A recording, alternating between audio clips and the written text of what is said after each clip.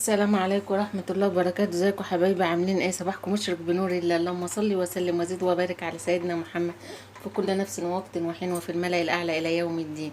النهارده حبايبي كده هنعمل معانا رغيف من بتاع التموين العادي كده وبيضتين، ومعانا قطعة جبنة موتزاريلا كده. هنضيف حوالي معلقة صغيرة كده من السمنة. اما تسيح معانا نقوم ضربين البيضتين بشوية ملح وفلفل كده. فطار سهل وبسيط. ربنا يسعدكم بحبايبكم يا رب، ويرضيكم بيهم وفيهم يا رب، ويرزقنا البركة والصحة والستر، ويملى بيوتكم خير وستر من الرحمن يا رب العالمين. اللهم امين. قولوا امين يا حبايبي.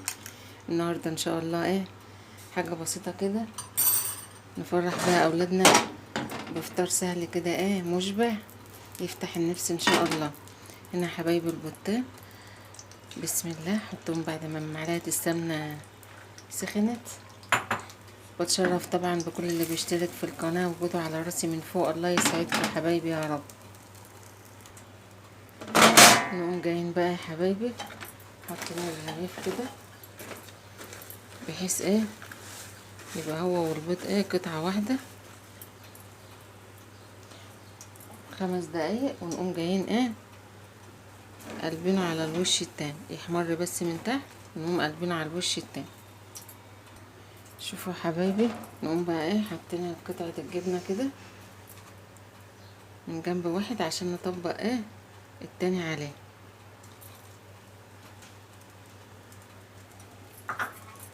كده حبايبي. ونقوم جايين عاملينه زي كده زي الكريباية،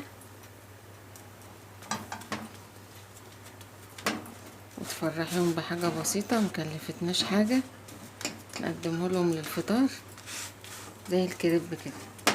نضغط عليه ونسيبه بس 5 دقايق الجبنة تسيح. شوفوا حبايبي الجمال ما شاء الله. فتح موسى كريب ولا مش كريب ده؟ اللهم بارك. شوفوا حبايبي الجبنة فيه، شوفوا عاملة مطة سامعين صوت القرمشة؟ حاجة بسيطة. عملنا فطار لجودي. يا رب يعجبكم يا حبايبي ويجيبها سهلة وصفة سهلة وبسيطة عليكم. الله يسعد قلوبكم يا حبايبي. ما تنسوش اختكم باللايك والاشتراك. بصوا يا حبايبي الجمال، ما تنسوش تحطوا اللايك وتشتركوا في القناة وفعلوا زر الجرس. بصوا يا حبايبي الجمال، اسلام ايدك يا ماما.